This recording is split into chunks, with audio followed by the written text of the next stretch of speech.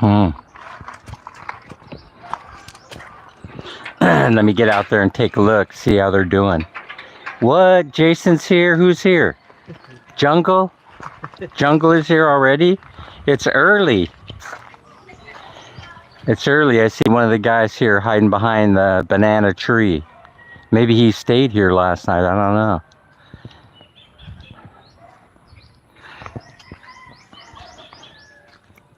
Just wanted to show you that I think we have all the gravel and the sand has been delivered for what we're going to need to use on this project here.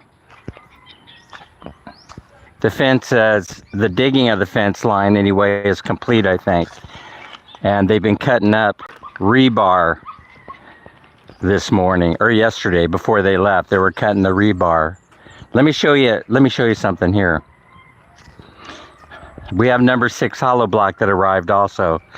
Not all that we need, but we have about 44 pieces, which tells me they're probably manufacturing these for us right now. Maybe they didn't have number 6s in stock.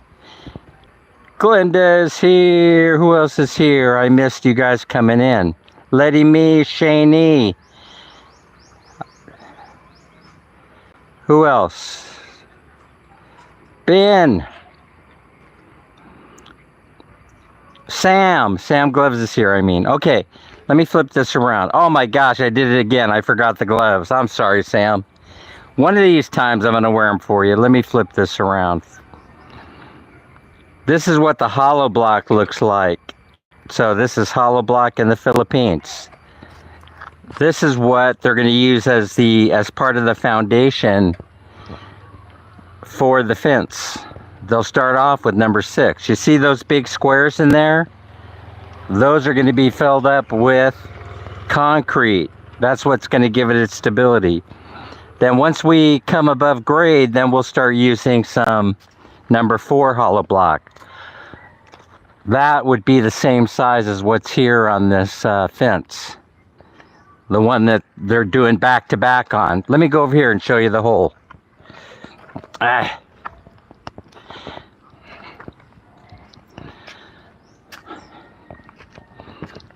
Man, it's gonna be a beautiful day, or it looks like it's starting out that way, which means it's going to be hot. Most likely. So here you go. Yeah, they have a little bit more digging to do. Over here, though, they're ready to set up. So down here in this end, yeah, that's looking good. That's how deep I wanted it anyway. Amen, people in the house. We're live from Bye Bye City Leyte in the Philippines. Hello, everyone. How are you? Rodell is here too. Anime's here. So we're making progress. So hopefully today they can start putting the rebar and the columns in place and get ready to pour the bed. I hope so. We're putting 6 columns in here. And it does look like that we'll end up also building a fence along this property line where they've already run the string. Because it seems that the owner does not want to sell that 100 square meters over there. There's Jungle. You're here early. Relax. Enjoy your life. Do you need coffee? 3 in 1? No. No? Okay. All right. So it looks like we'll probably be continuing on with this fence and coming this way down the property line. It's already been surveyed and marked with Mahone. What do they call it? Anime Mahone? Lucas, Theodore's here. Hi there. So that's where we're at right now. Making progress. That's 2 days worth of work, and it's been pretty miserable getting through all this rock. So we had to build it up in order to reclaim this from the swamp, but it still needs a lot of work, and we have yet to see the contractor appear. Gracie's here. The contractor should be showing up any day now. It's not necessary they come here really like right now when we're doing this fence. This fence has to be it has to be done before they start putting some gravel along here and then start leveling it. And then the idea is to put concrete all the way to the 200 square meters. And so I think this wall will have to be up and this wall will have to be up. And then we could start thinking about laying the concrete down at the correct grade so that it'll drain properly. And then we're going to do the foundation all at the same time. We'll do the foundation and the supports. You know how they do here in the Philippines. We'll have to do that all at the same time. It doesn't make sense to pour this entire 200 square meter lot and then have to come back and destroy part of it so we can sink the foundation. So we have to do everything all at the same time. So right there is the sand. The sand, by the way, was not inexpensive, nor was the gravel. And so I'm kind of surprised. You know, I thought they got a lot of beaches here. They must have cheap sand. But no, that was a lot of sand right there. They dumped out 80 bags of sand. And it was about $75 or $80. Something like that. That's expensive, I think. But hey, we probably shouldn't have even started this project if we weren't prepared to spend some money. So it'll be, I think, quite expensive once we get done with the fence line. And then, of course, there will be a fence here also across the front.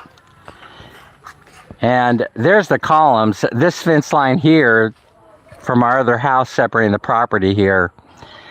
This is our other house here, covered by all the green screen, the sunscreen here. It'll be nice to get this house up, and then we'll be in we won't have to worry about hanging that sunscreen, right? This sunscreen, it really comes in handy, you know. It keeps the place cool inside, keeps the electric bill down on the AC. So anyway, here's what I'm talking about. The columns are going to look just like these all the way down.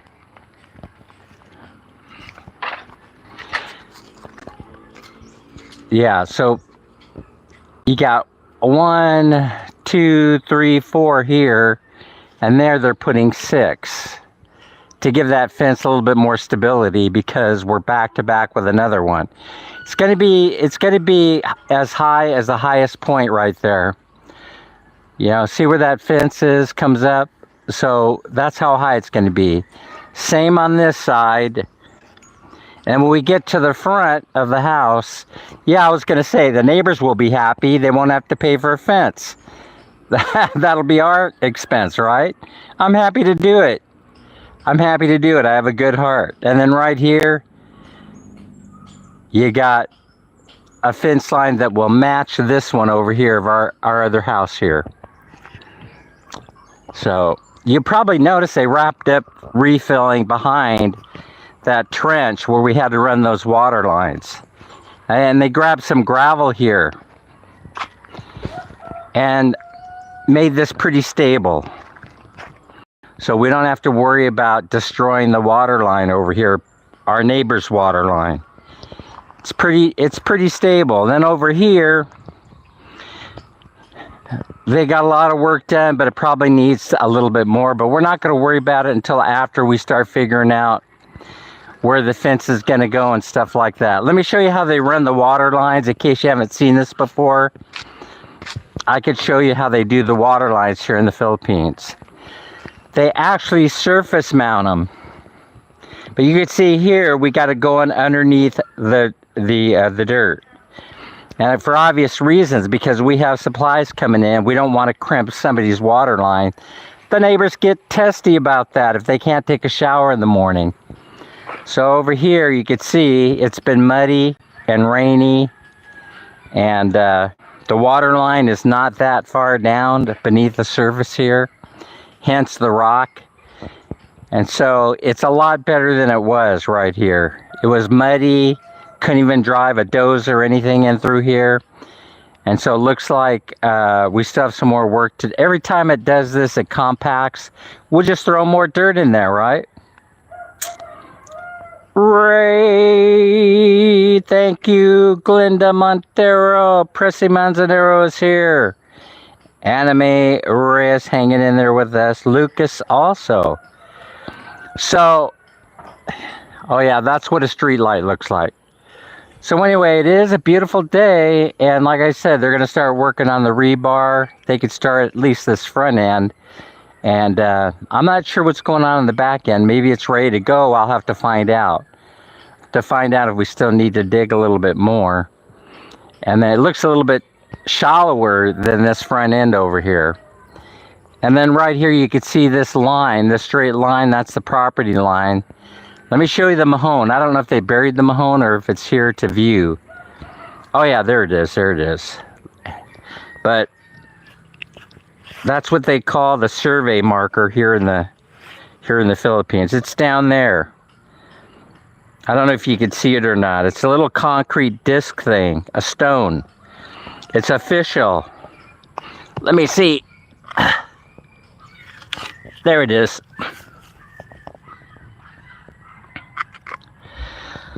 I would imagine that, and there's another one on the other side.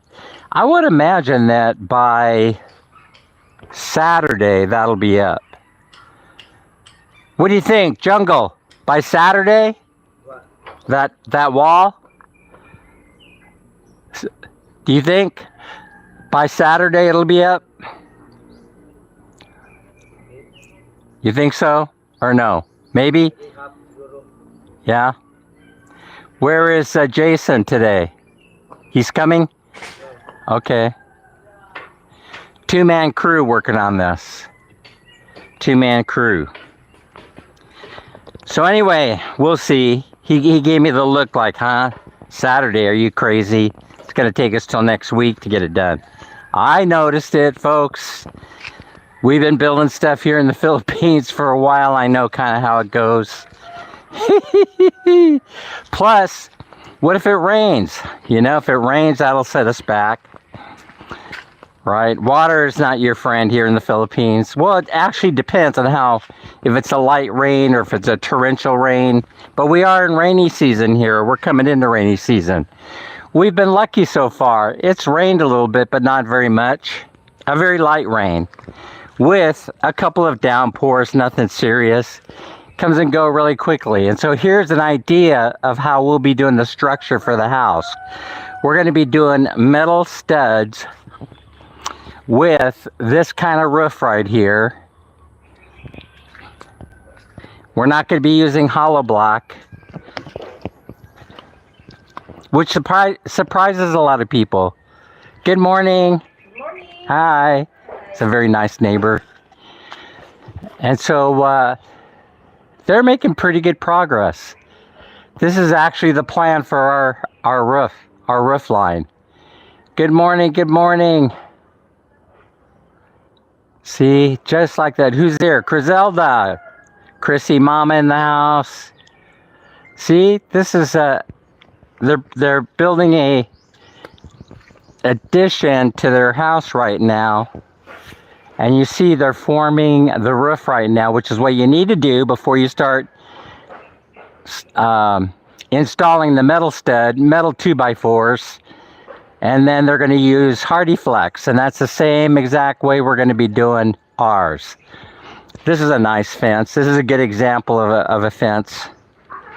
They did a really good job here. And also, they also concreted their entire lot, which I think is a great idea, you know, because we're going to have a driveway, and the house is going to take up almost the entire footprint of the property, all 200 square meters.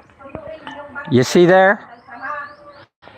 There you go. There's a good shot. So that's all concreted, that lot. So that's what we got going on there. That gives you a good example of what we're aiming for. We decided not to use traditional hollow blocks because we're going to have protection from the wind the hardy plex is supposed to have supposed to withstand 150 to 200 mile per hour winds. And then when you have fence line all around this, you're really pretty protected. So we have shear walls here that protect us from typhoons and the like, and rainstorms and hurricanes. That's how you build here. You have to build a hurricane-proof house.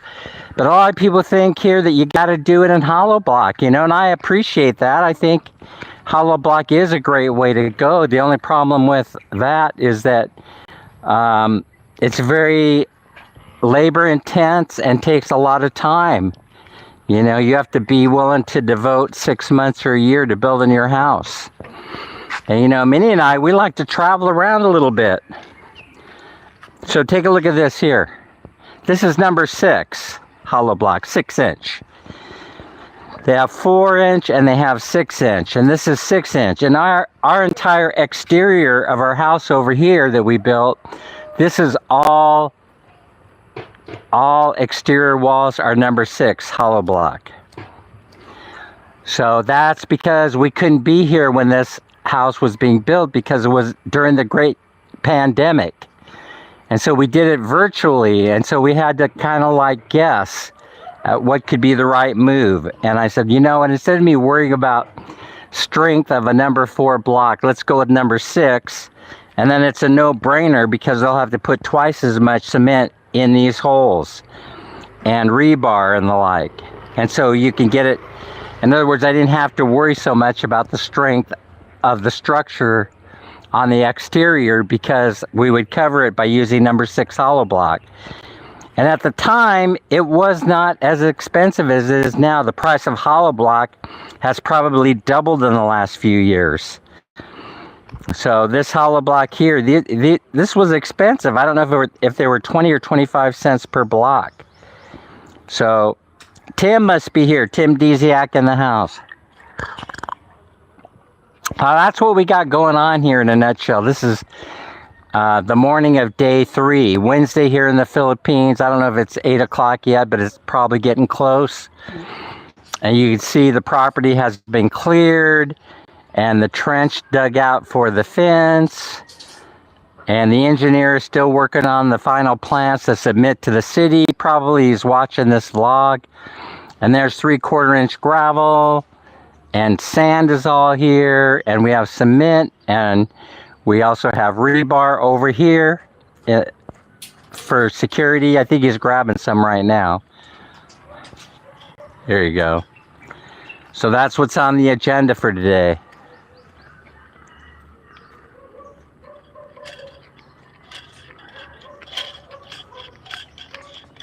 Oh yeah. I know, Mike. I know that. I've been watching many YouTube videos on how we should approach this. I think that this foundation, because of where it's at, that we had to reclaim swamp, we're going to have to make sure that the footings are, they go pretty deep. So I wanted to do a surface mounted pad the way that the Valentine family did it.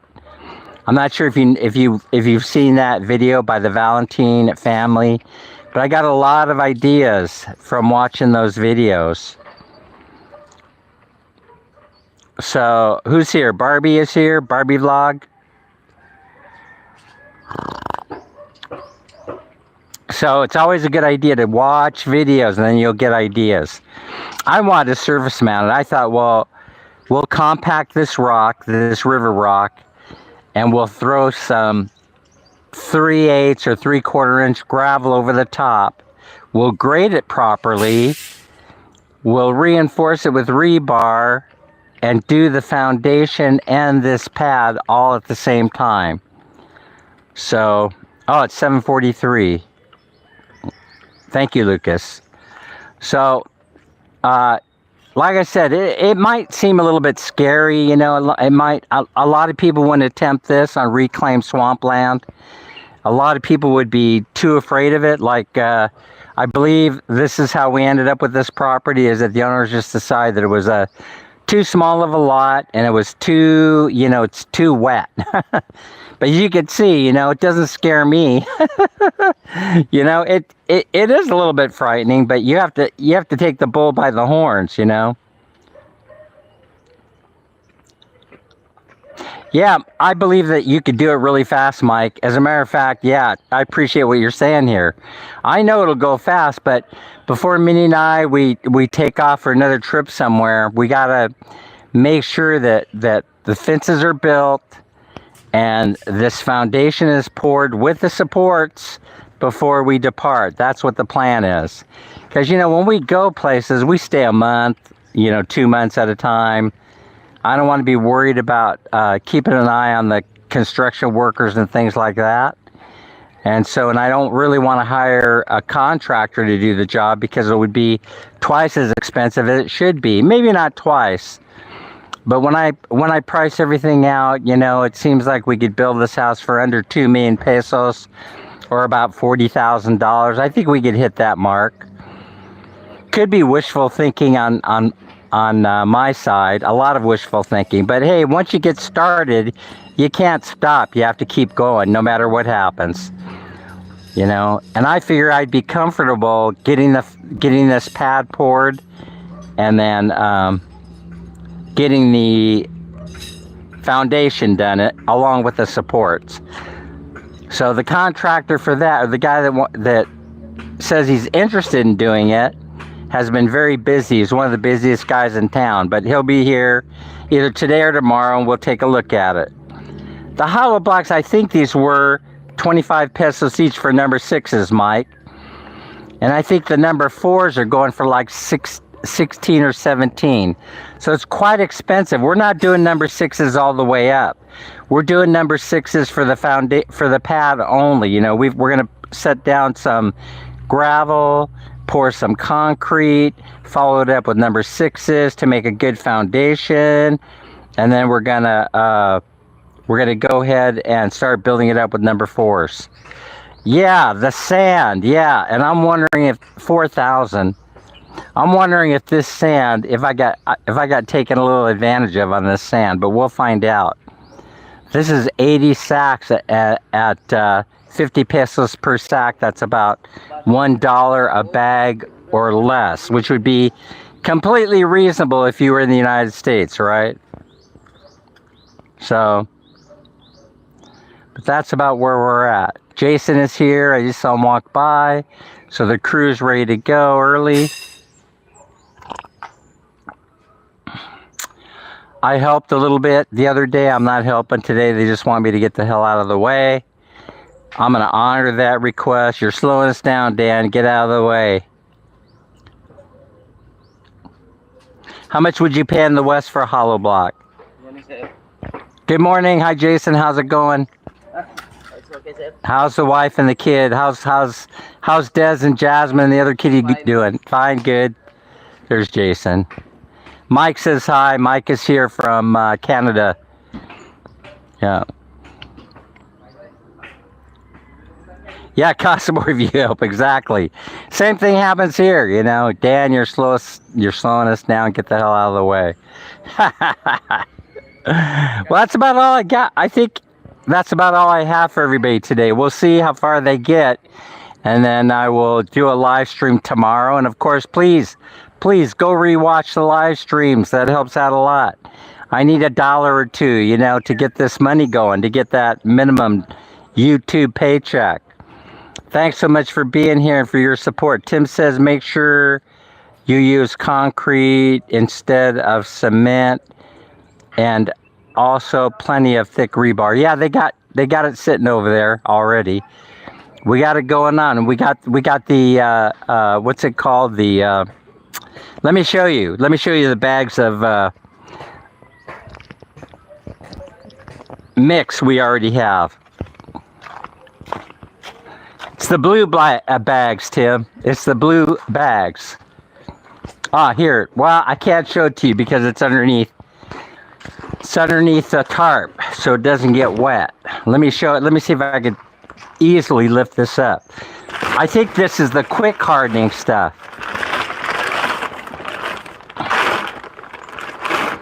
High strength. Oh yeah, this is the high strength. So that sounds like, let's see, Portland cement. So that's high strength, quick drying Portland cement from what I understand. So I hope we're okay, Tim. If not, PM me and square me away on that before we get started. There's some rebar right there. More rebar coming in. Oh, look at this. I'm afraid to drive this thing on the main highway. But Minnie's charging it. Maybe she can get me on it. And then we'll go downtown to the Dunkin'. L&L is here. No. Mike, the engineer said don't do that. The engineer said don't mess with connecting the I was going to do that, Mike. I was going to connect the walls together using rebar ties, and he said don't. He goes, if you lose one wall, you'll lose the other one, and just forget about it, he said. It'll be okay. And he re-engineered the wall and showed us how we need to do it. That's how we ended up with six pillars or columns as opposed to 4. I was going to go with 4, and he says, no, you need to go with 6. So, and then he reworked the rebar, showing us how to structure that. So, all's well in the world. We're working with a really good guy who didn't get paid for it, but he comes over when he sees the live stream. He says, okay, let me square you away on this thing. He's a very nice guy. He's putting the plans together, and he's about ready to submit them to the city any day now, maybe by the early part of next week. All right, everybody, that's about a wrap. So we'll sign off right now. If anything else comes up, any disasters happen, I'll certainly bring them to you in a live stream. Take care. We'll see everybody later. Thanks for your support. Thanks for being here. Don't forget to share it out. And like, share, and subscribe if you haven't already. I think it's going to be an interesting journey to see how this whole thing turns out. It could be a total disaster or a flop. But I don't think so, because I'll always go running looking for the person that can help me. So take care. Bye, everybody. We're out.